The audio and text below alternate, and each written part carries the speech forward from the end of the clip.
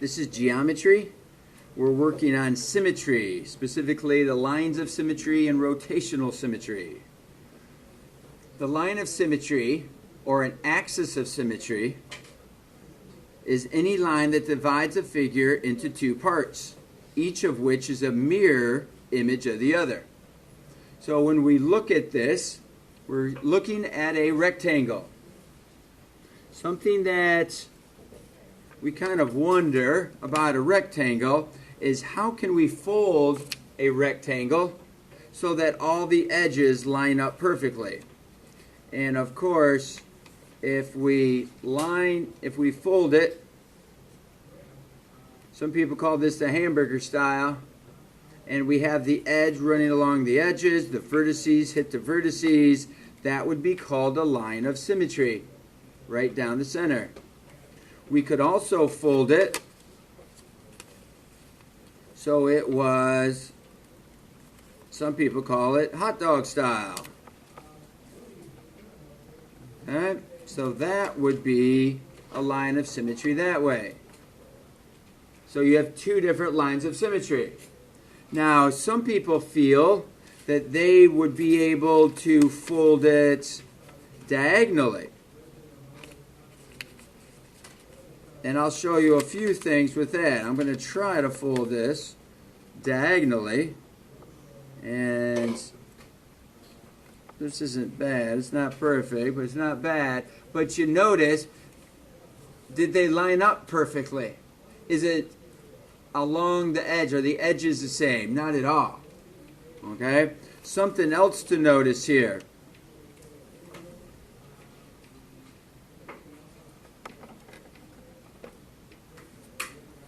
If I draw in, that's a little short.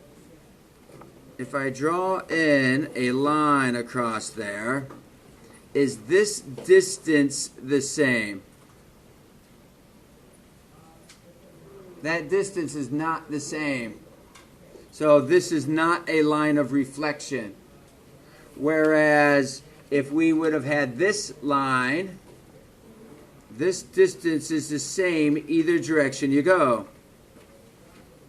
It's the same distance from this point, right and left. So that is a line of reflection. But here, these are different distances, right and left. Short and long, not the same. So this is not a line of reflection. So you cannot fold a rectangle diagonally to make it a line of reflection. So here is our rectangle example. We have a line of symmetry that way. We have a line of symmetry that way. We have two lines of symmetry. This is a pentagon. So if we take our pentagon, we can blow the pentagon up.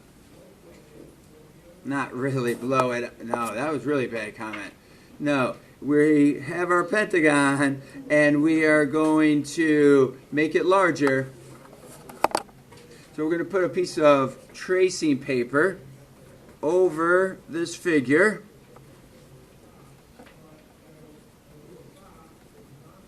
And if I trace it out, the question is, how can I turn that so that it lands right back exactly the same?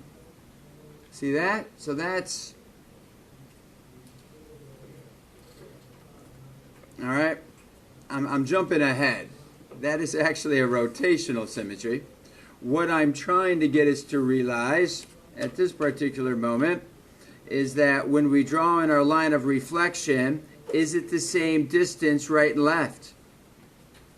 And that would be yes. And if you turn it, you'll see another line of reflection coming this way, and another line of reflection coming this way, and another line of reflection. We will revisit that tracing paper here in a moment. Got ahead of myself. So here we had 5 lines of symmetry. How about a heart? There would be 1 line of symmetry with a heart. You clearly cannot fold it up to match. You can only fold it sideways. Okay, how about this shape? Like a throwing star or something.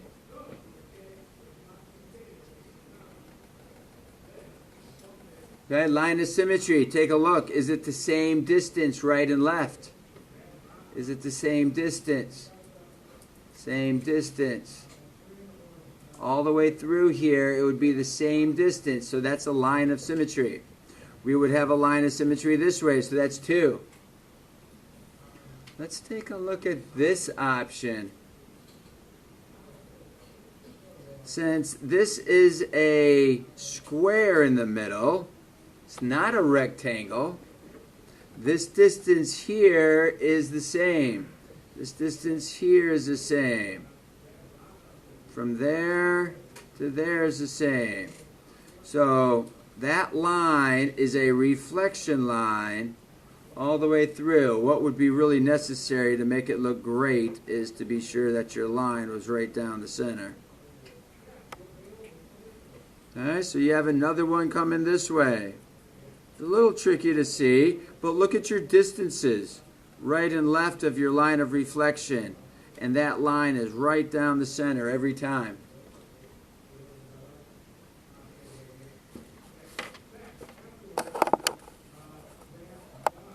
Okay. So you go ahead and try these 4. So pause the video. When you're done trying, come on back and we'll talk it out. All right, here we are back again. We have our butterfly. So the butterfly can be cut right down the center because it is the same image to the left, and this would be left, and to the right. Same distance, same image on both sides, all the way through. Here we have a snowflake. So you're going to have a line of symmetry on both sides. And then here you would have it on both sides. And here you'd have it on both sides. Some people stop with that. But if you look carefully, you would also have a line of symmetry in between those. If you take a look, the figures at a 90 degrees coming straight across are the same. So we have another set of diagonals going between the branches. Here we have our arrow, and there would be one line of symmetry. But then we have a lightning. If we try to come take our lightning, and we try a line of symmetry through here, you can notice this might be the same distance. Those vertices, that might be the same distance. That might be the same distance. But when you try to compare another set of vertices perpendicularly, that's how you do these measurements, 90 degrees to your line of reflection, they don't match up. There's nothing over here to match up with. So that shape would have to be the same. That's not pointy like this one. So that is not a line of reflection. No line of symmetry.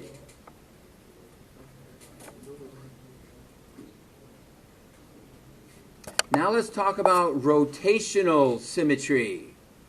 Rotational symmetry occurs when a figure can be rotated a fraction of a turn, so that the resulting figure is the same as the original figure.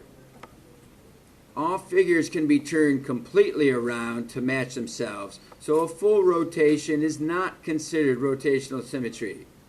So we're only going to be looking for rotational symmetry up to 180, is what I expect.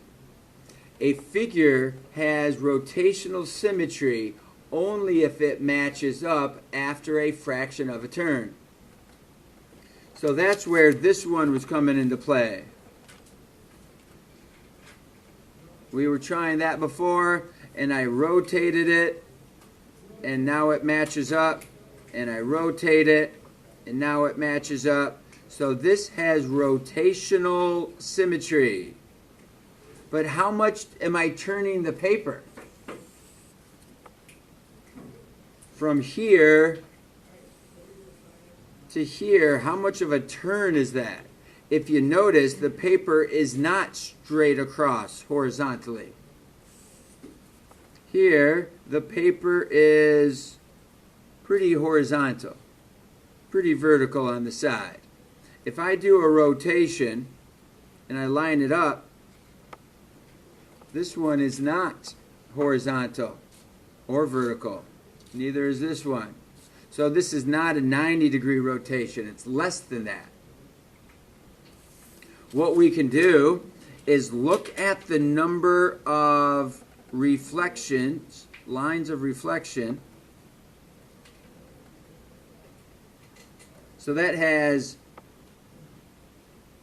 we have 1, 2, 3, 4, 5. 5 lines of reflection. Take your 360 and divide that by 5. 5 goes into 36 7 times with 1 left over. So we're getting a 72-degree rotation.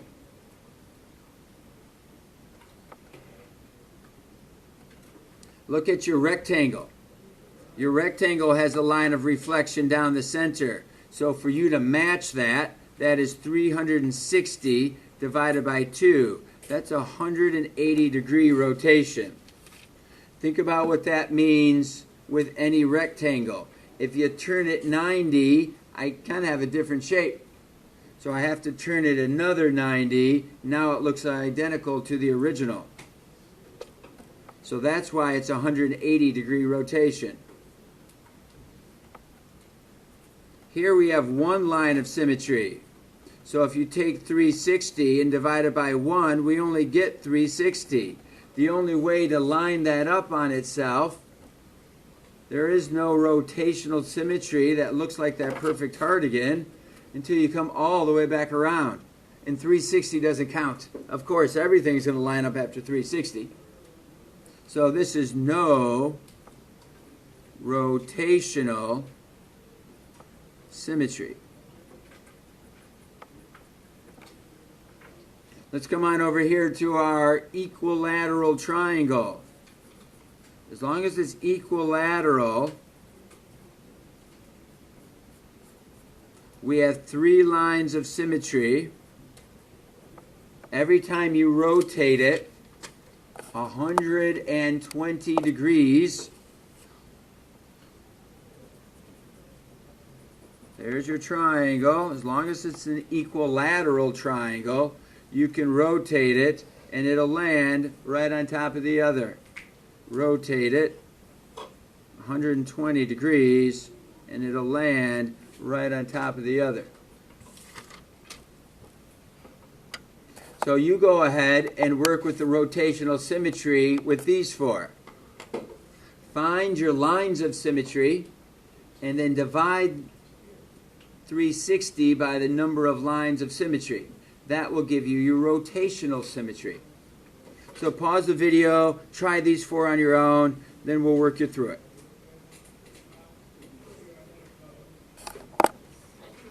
So we're going to take a look at our lines of symmetry.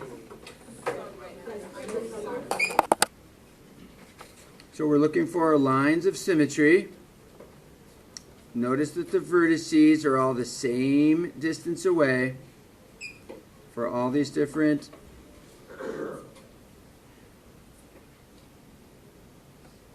lines of symmetry. All right, I want to revisit this one. These are the same distance away, and so would those be, all right?